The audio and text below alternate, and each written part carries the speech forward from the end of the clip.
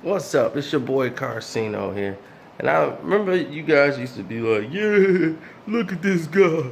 Always making videos inside his mama house.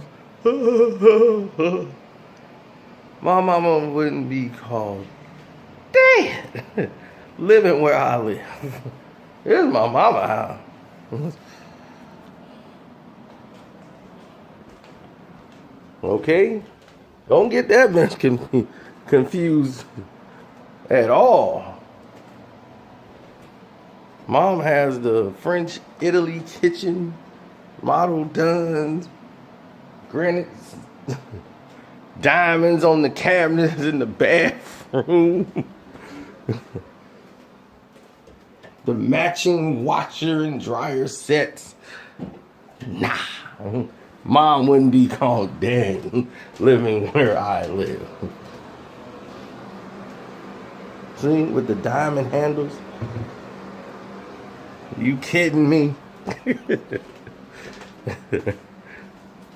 You saw my place and thought that was where my mom lived? You are nuts.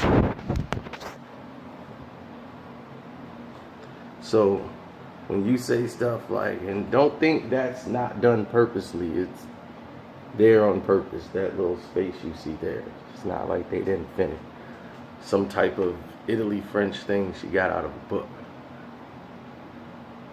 But when you say, I'm broke, you done told 3 jokes.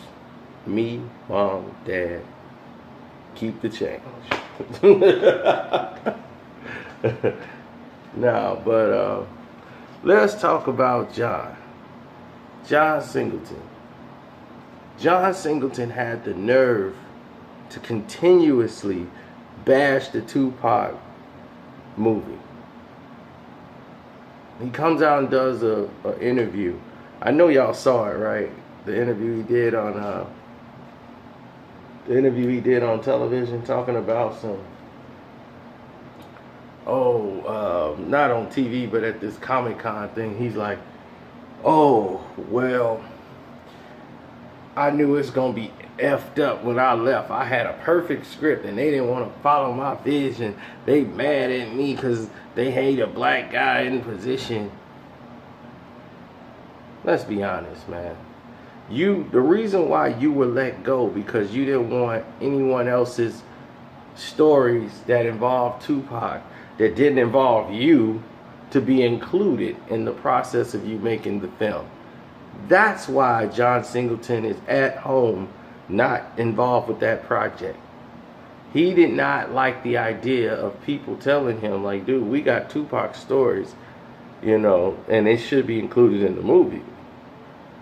And John Singleton, nah, you just want it because you were involved in it. Pac, I know Pac's vision. I worked with him on 2 film.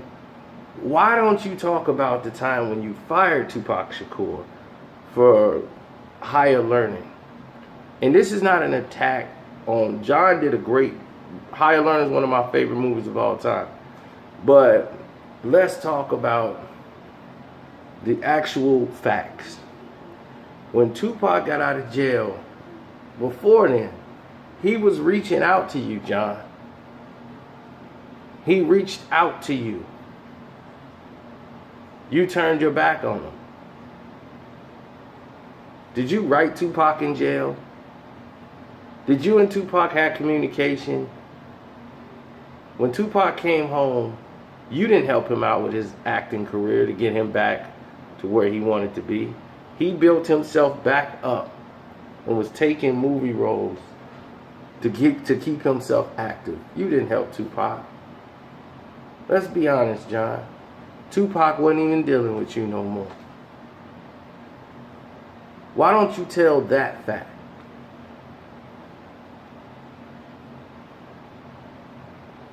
Monster Cody was trying to put him with Antoine Fuqua back then, that he was an up-and-coming brother that was looking out, and that's who we need to be dealing with.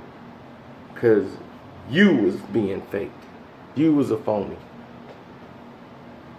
So stop this Tupac act, okay? Stop it. It's done, John. Okay, people let you ride because, yeah, poetic justice. You know, he was your star in your movie, Poetic Justice, and that's what you wanted to try to have him be in all your films. We understand that. I get it. I understand it. But let's be realistic. You were not in Tupac's corner when that case happened. When Tupac needed you to stand by him, you didn't do it. You went shoulders to shoulders with Hollywood and turned your back on him. That's what you did.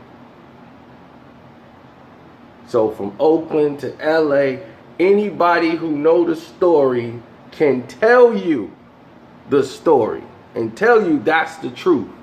You didn't stand by him.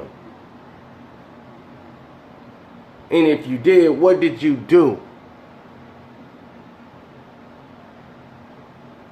You said, I had to fire him from Higher Learning. Granted, but when he came back to you and said, well, just help me out, what did you do, John? Why you never talk about that? That's what I don't understand. He drops everything at Higher Learning. Do you know how long ago Higher Learning was? There was a lot of years that went by, John. What did you do for Pac in those years? That's what the people want to know. It's your boy Karceno. I'm out.